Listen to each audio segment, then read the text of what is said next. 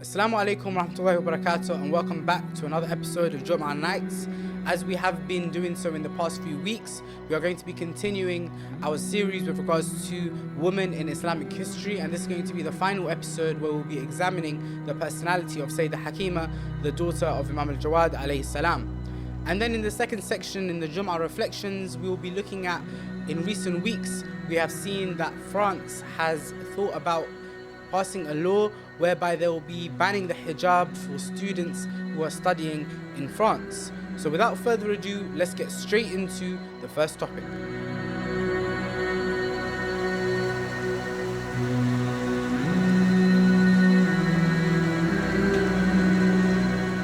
So in the past few weeks, we've spoken about the personalities of Sayyida Fatima Zahra and Sayyida Zainab, and we've explored the rank of these blessed ladies in Islam and the rank that was given to them by Allah subhanahu wa ta'ala. And we have seen the great rank that women have been given in the religion of Islam. So this week we want to examine a personality who is less well known, but nonetheless occupies a grand status amongst the Ahlulbayt and a strange, very unique almost position in the Ahlulbayt alayhimus salam. And that is none other than Sayyida Hakima, the daughter of Imam al-Jawad.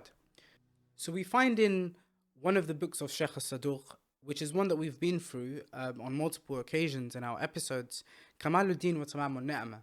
And Shaykh al-Saduq passed away in the year 381 after Hijrah. And this is one of our classical texts, right? This is a book that Shaykh al-Saduq, he wrote for the proof of Imam al-Mahdi alayhi salam, and comparing the ghaibah of Imam al-Mahdi to the ghaibahs of the prophets that came before, and providing a context and understanding with regards to the ghaibah of the Imam of our time.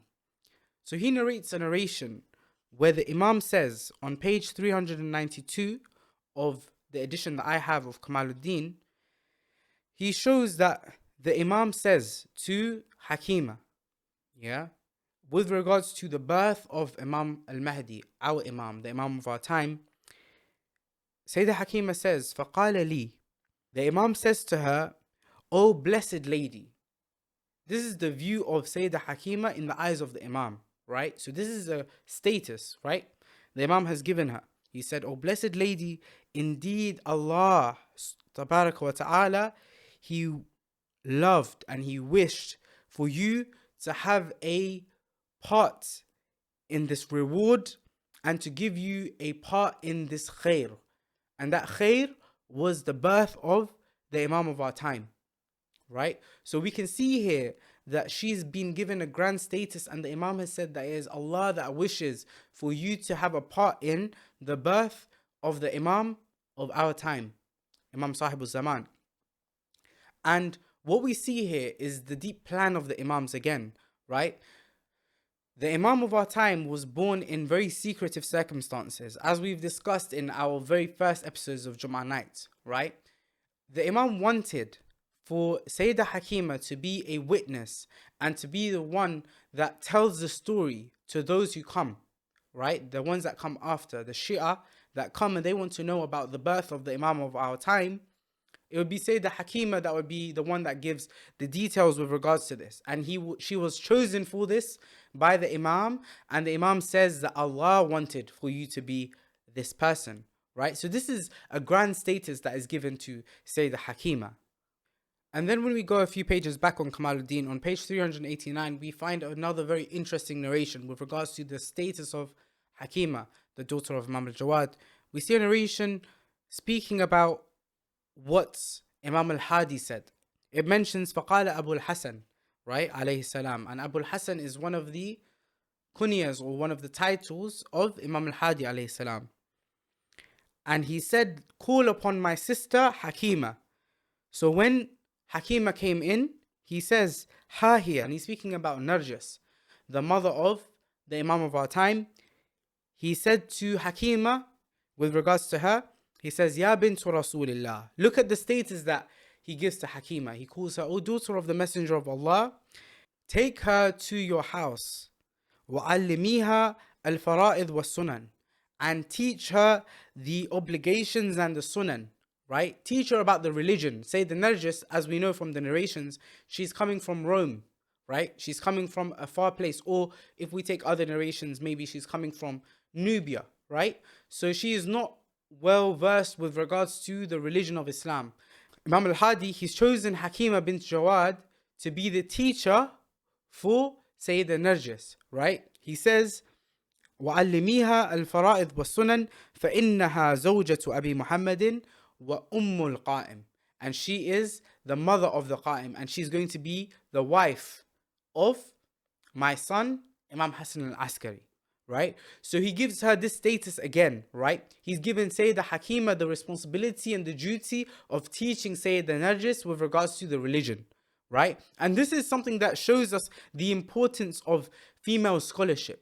The fact that women are in need of a scholar that is female to be able to refer to and to be able to learn from, right? And this is something we see among all the generations of Ahlulbayt alayhimus salam, that they had female scholarship and they gave it a high level of importance, right? We'll get back to that in some time, inshallah. And actually what we find with regards to the narrations about Sayyida Hakima, if we go on page 391, we see that Sayyida Hakima was not only someone who would answer the questions of the women of her time, but rather the men as well. And we will look at another narration as well with regards to this same concept. We have this narration from Muhammad ibn Abdullah al-Tahwi, who says that I went towards Hakima bint Jawad after the death of Imam Hassan al-Askari, أسألها عن الحجة وما قد اختلف فيه الناس من الحيرة التي هم فيها.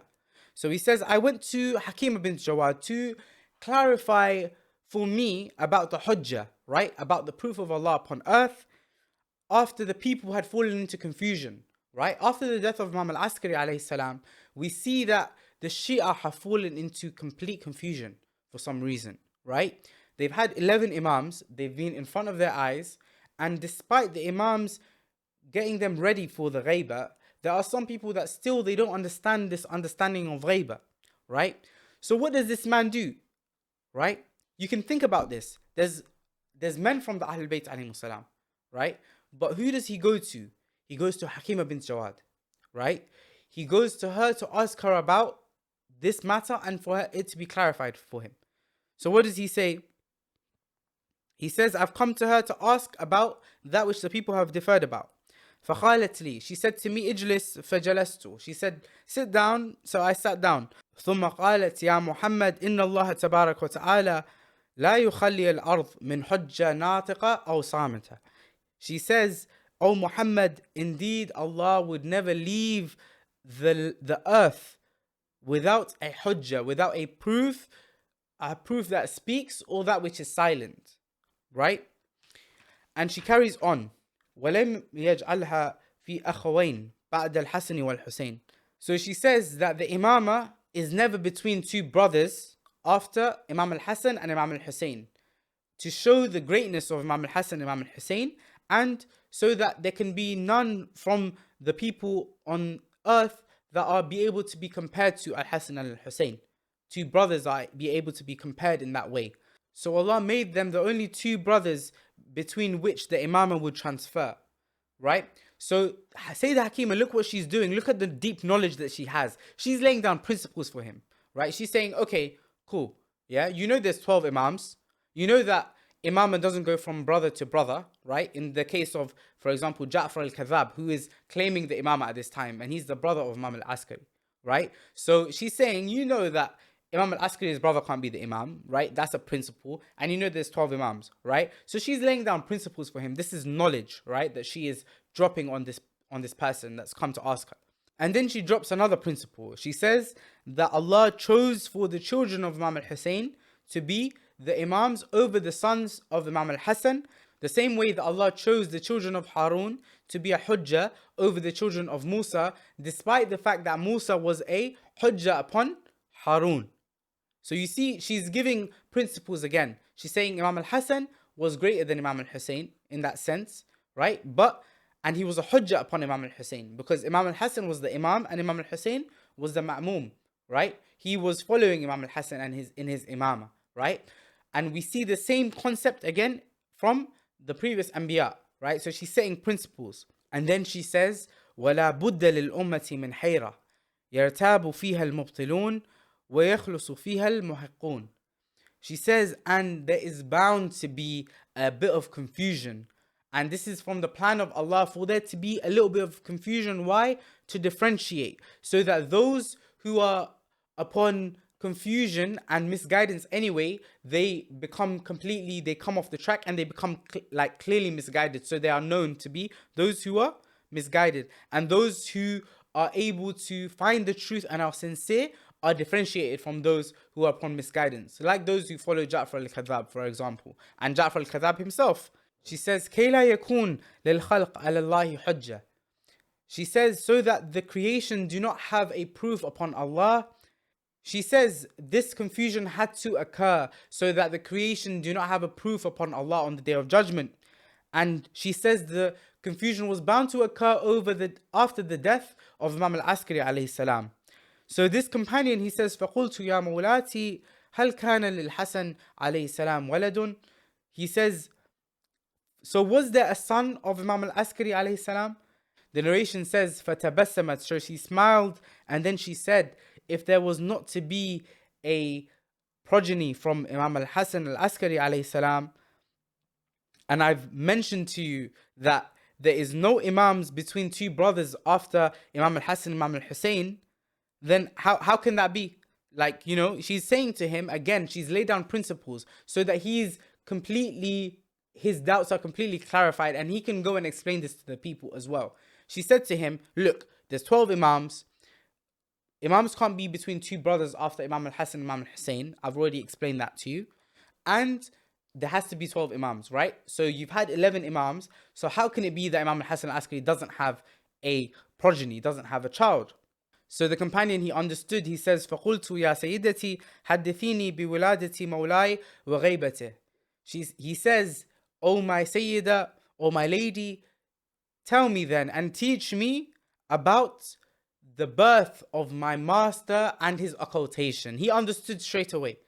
So you see here, this man, he came to who for guidance and for clarification, and he got it straight away because of her deep knowledge, her understanding of the principles and the deep ulum of Al-Muhammad alayhi salam. She was able to break it down for him in a way that he was like, you know what, that just makes complete sense. I don't even need to see this child now. I don't even need to see the imam. From the principles itself, I've now understood that there is an imam and he is the son of Imam al-Askari and he's gone into ghaiba. And he's asked her now to tell him the story of his birth. So Sayyida Hakima, she goes on in this lengthy narration to go and tell him just that.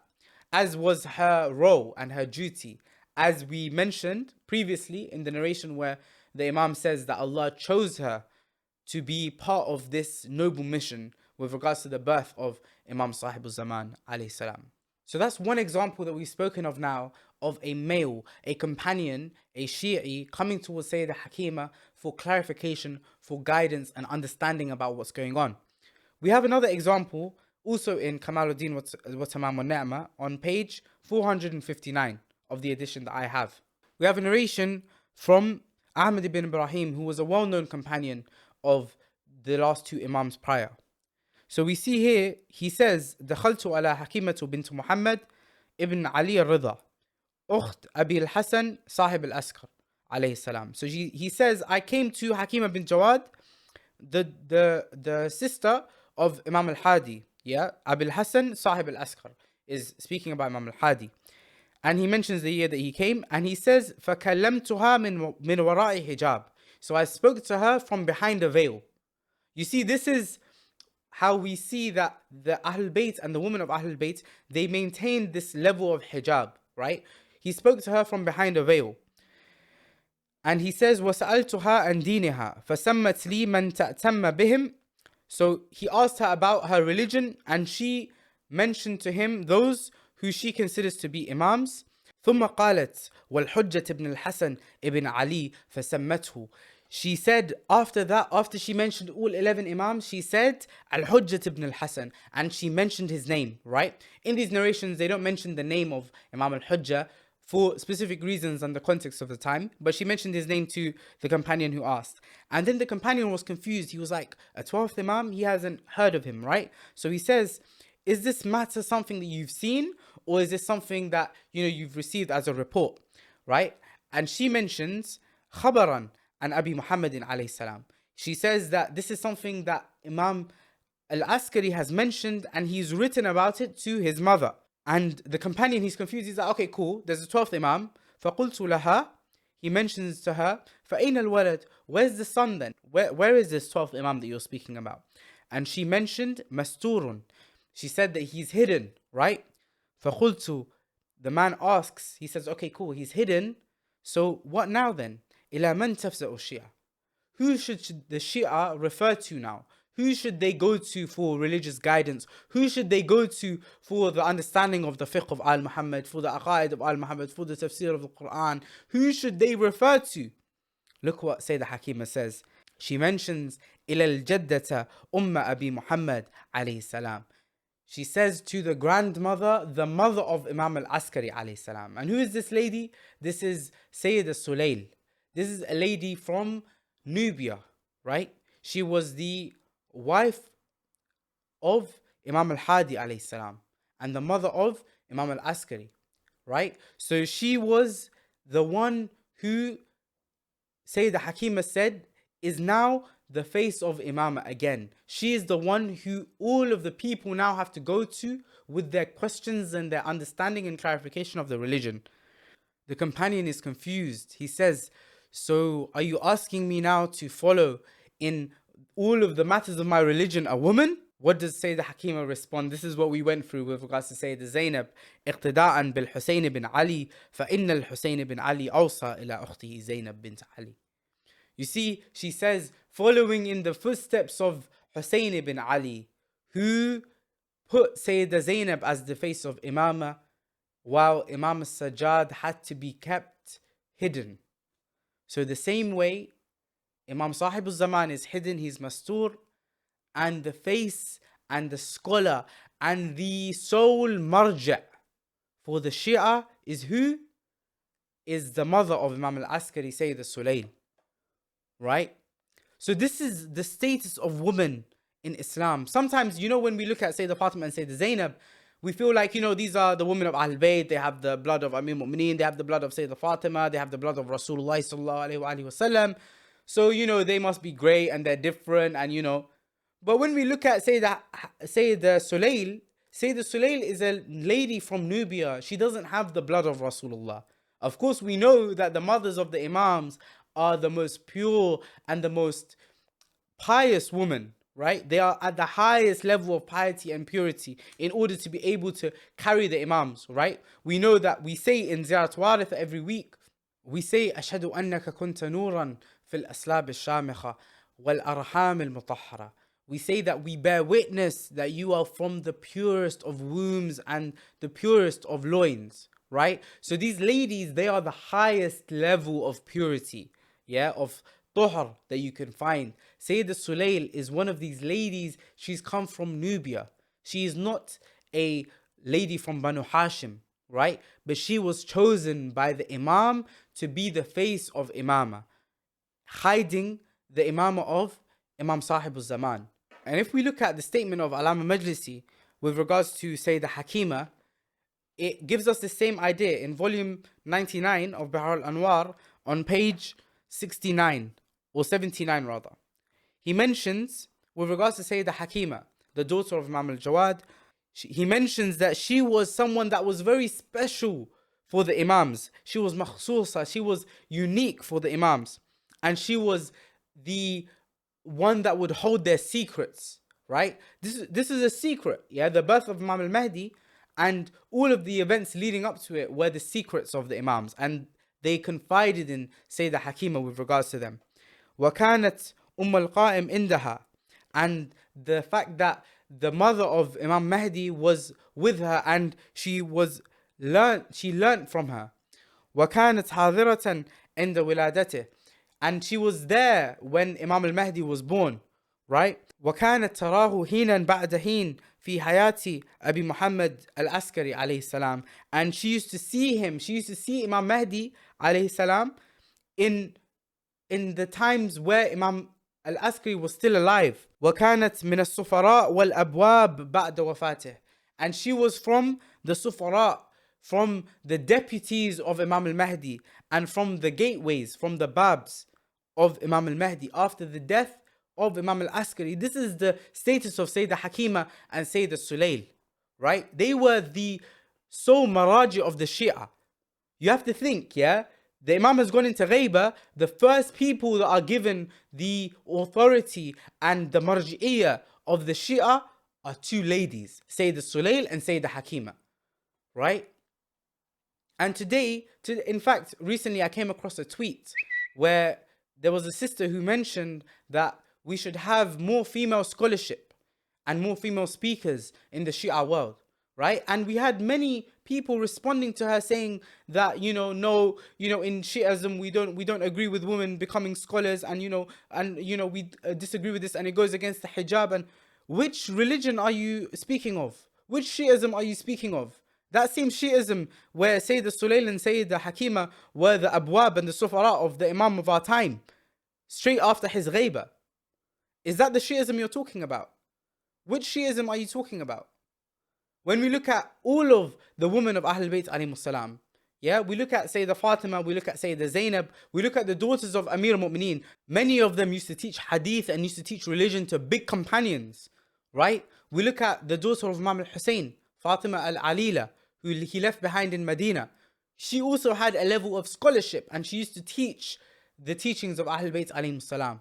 When we look at the wife of Imam al-Sadiq alayhi salam, Hamida, right? She was also a narrator of hadith. She used to also teach hadith to companions. You look at the daughter of Imam al-Kadhim, Sayyida Fatima al-Ma'suma, right? Who is buried in Qum, and we do her ziyarah. What did she used to do? She used to also answer questions on behalf of Imam al-Kadhim, right? And then you have Sayyida Hakima, you have Sayyida Sulayl. How many more examples of women do you need from the Ahlulbayt alayhimus salam and from around the Ahlulbayt alayhimus salam that had female scholarship, that were there for the ladies and also in some cases and instances for men, right? So we see this idea throughout every single generation of the Imams. The ones that I've mentioned are the famous ones, the ones that you can, Google search and you'll find a lot about them, right? There were many others that I haven't even mentioned, right? We see this status of ladies in the family of Ahlulbayt alayhimus salam, and the Ahlulbayt clearly emphasized upon this because this was expected of the women of Ahlulbayt alayhimus salam, that they would be there to teach and be a reference for other women, and that's necessary. How can it be that we have a religion that is male dominated, right? It cannot be that there are no relatable figures for women and girls that are growing up in as Shia, to have nobody for them to be able to relate to. That doesn't make any sense. How are they going to be able to confide and have people to understand their issues that are specific to women that men will not be able to understand, very frankly? It's very sad that in our times and in our age, there are people that are still taking things out of context. You'll see some people, they'll take this sermon of Amir al-Mu'mineen in Nahj al-Balagha and they'll take it out of context. They'll say, look, women are deficient in intellect, they're deficient in their religion, so, they can't be, leaders, and they can't be, look at the sermon in its context. La ilaha illallah. What's going on here? We're taking little sermons, a few sermons out of context, and we're taking that and we're building a whole worldview over it. Build a worldview over the lives of the Imams alayhimus salam, the lives of the Ahlulbayt alayhimus salam. How can it be that there is a level of female scholarship in every generation of the Imams, and you're here trying to say, no, the females, they're not here to be scholars, they're not here to be leaders? How can that be? Right? Of course, the Ahlulbayt, if they've emphasized and they've encouraged for these women to become scholars and to teach, then this is something that we should carry on the tradition of. And this is something, these are ladies that we should all look up to, and our sisters should look up to also in their pursuit of knowledge, in their pursuit of Islamic sciences. Don't think that this is not a religion for you. This is a religion for you. And this is a religion where you are welcome and you are encouraged to study and to give your opinions and to understand the religion and to understand it better than men. In many cases, we have here Sayyida Hakima and Sayyida Sulayl. If there were men at that time, why weren't they the abwab? Why weren't they the Sufara? Because Sayyida Hakima and Sayyida Sulail were the best people to be the Sufara and the Abwab at this time, right? So this is the status of women in Islam, and scholarship has to be something that we encourage in our ladies, right? Alhamdulillah, we've had fatwa now from some of the leading Maraj'i. One of the most well-known of them being Sheikh Ishaq al-Fayyad. Sheikh Ishaq al-Fayyad is mentioned on some of the articles online. You'll be able to find them in Arabic on Ijtihad.net. It mentions, and he's spoken about in his books, if I'm not mistaken, that a lady is able to take the position of Marji'iyah and the position of a judge. Why not? Sheikh Ishaq al-Fayyad is a very well-known marja, a mainstream marja, was one of the big four of the Maraji of Najaf. Of course, since Sayyid Muhammad Sayyid al-Hakim has passed away, there only three of them remain. But he is a very mainstream marja. And he has this understanding that a woman is able to take the position of qada and the position of marji'iyah, right? And why not? Of course they can. Of course, we should be encouraging this to happen. At the moment, in our hawzat, in our seminaries, there are lesser facilities for ladies to be able to reach the highest levels of scholarship. But this is something that we all need to work towards as a community, right? When we look at the situation right now, right, there are a lot of people that complain, there's no female scholars, females, they're not giving enough attention to the religion, they're not giving enough attention to the Islamic sciences, our sisters have gone astray, our sisters are this, our sisters are... Have you ever thought about why that is the case? Have you ever thought about why you are not able to see this? Yeah, the reason is because men have tried to dominate this religion, right? They have tried to take statements out of context. They have been influenced by other schools in Islam. They've been influenced by these red pill movements. They've been influenced by so many things that have made them more and more misogynistic and not understanding the rank of women in Islam. And for this reason, so many women become discouraged, from pursuing Islamic sciences, from pursuing the knowledge of Ahlulbayt alayhi salam. And that is not their fault, but it is the fault of the men, right? Take some responsibility. The Ahlulbayt alayhi salam, the Imams, they were men, They were as man as you can get, as masculine as you can get. And they were those who were encouraging, and they were putting women forward at the forefront of the religion in order so that they could be scholars and they could be the face of the religion, right? And this is our duty as Shi'a. As Shi'a of Sayyida Fatima al-Zahra, does it befit us to be saying things like this, things that I'm seeing on Twitter, things that I'm seeing on social media about, no, in Shi'ism we don't have female scholars? I don't know which Shi'ism you're following or which history you're reading, right? And I understand your concerns as well, right? You have these concerns about hijab. You have these concerns about, public speaking and so on. But let's be honest here, right? Do we not need right now, more than ever, female scholarship? Do we not need the women and the girls that are growing up in Tashayyu to have role models in front of their eyes, people that they can confide in, people that they can speak to about the religion and encourage themselves about seeking and pursuing more knowledge in Islam? Of course we do. So that's something that we need to keep in our minds, and we need to ensure that we are encouraging and we are reading up about these great ladies in the history of Islam and understanding their rank and the rank that the Imams gave them, alayhimu salatu wassalam. So for this week's Jumah reflections, we want to speak about a recent article that I've read with regards to France looking now to ban the hijab for students who are studying in universities and in schools. So what is going on here, right? When we look at France, France is an advocate, and they are supposed to be champions for freedom, for liberalism, for feminism even, right? They claim to give such a high level of freedom and understand the rights of women, right? But in reality, this is the level of hypocrisy that we see now, where they don't want to allow the woman that is Muslim, that is fearing of Allah, to have her own option in that which she wears, right? And that is a big show of their hypocrisy. when we see that they are fighting against the hijab, this is not just the hijab that they're fighting against, right? The hijab is almost a symbol now of Islam, right? This is one of the biggest symbols, in fact, of Islam, right? If you're a man and you have a beard, right? Beards are in fashion now. If you've got a beard, like, no one's going to look at you twice and think, oh, he's probably a Muslim, other than our appearances, right? And you could be from the Middle East and you could be a Christian, you could be Jew. But whenever you see a person, a lady who is covered in hijab, straight away you know that this is a Muslim. She's a symbol of Islam. She's a representative of Islam, right? So this is why when they fight the hijab, it is not just a fight against the hijab. Rather, this is a fight against our whole religion. This is a fight against our whole understanding of our principles and our morals. And this is just the beginning of it, right? From here, it seems like it only gets worse, right? If the country that boasts liberalism and freedom and feminism is the same one that is banning the hijab for ladies and taking away and stripping away their choice to wear that which they want to wear, to feel respectable and honorable and to fear their lords, then it is only a matter of time before other countries follow suit, right?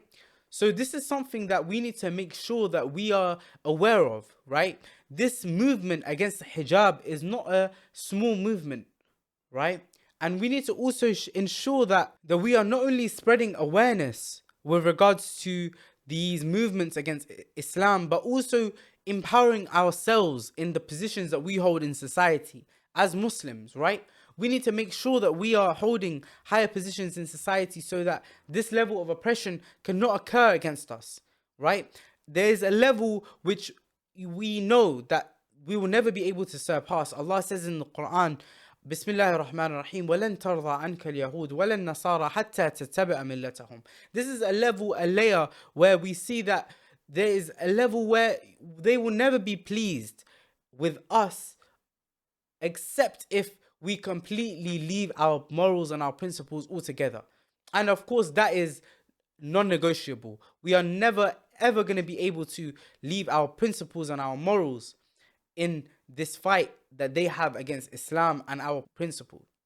There is that layer where we understand that the fight of morals, of good and evil, will be forever going on. There will be a level of enmity that we will always face and a level of oppression that we will always face. But what is the responsibility that we have to raise awareness, to ensure that we combat this idea on social media platforms, right? For those of us who have Facebook, Twitter, right? We have WhatsApp, right? We forward what is going on. We sign petitions. We do our protests. As we live in democratic countries, or as is claimed, then we should have the right to voice our opinions, and we are not small in number.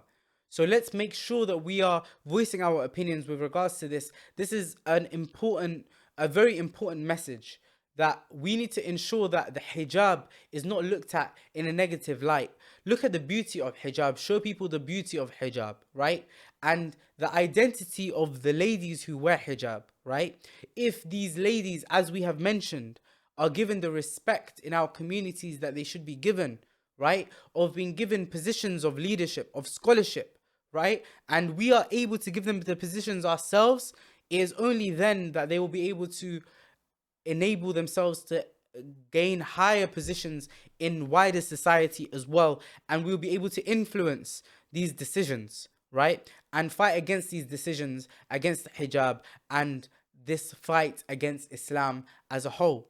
So inshallah, let's try our best to raise awareness as much as we can about this issue and make sure that we are speaking against it as much as possible in the best manner and in the way that the Prophet and the Imams alayhi salam would be proud of us to do so, because we sit here to protect the hijab of Sayyida Fatima Zahra, the hijab of Sayyida Zainab, and the hijab of the noble ladies of Ahlulbayt alayhi salam that we have spoken about in these last 3 weeks. I hope that this has been a beneficial series for you, and I thought that it was very important to shed light upon the rank of women in Islam, because this is something that I feel like is not looked at enough from a historical lens, right? There is a lot of times that it is discussed from a jurisprudential lens and the rights of women, but we don't actually look at the personalities in who were embodiments of female scholarship, of piety, the examples from the women of Ahlulbayt alayhi salam. And I hope this has been helpful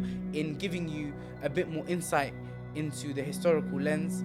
We'll see you again next week, where we're going to be starting a new series now with regards to Tawheed, and we'll be discussing the Tawheed of Allah in the teachings of the Quran and the Ahadith of Ahlulbayt alayhi salatu wasalam. I'll see you again next week to have that discussion. Wassalamu alaikum wa rahmatullahi wa barakatuh.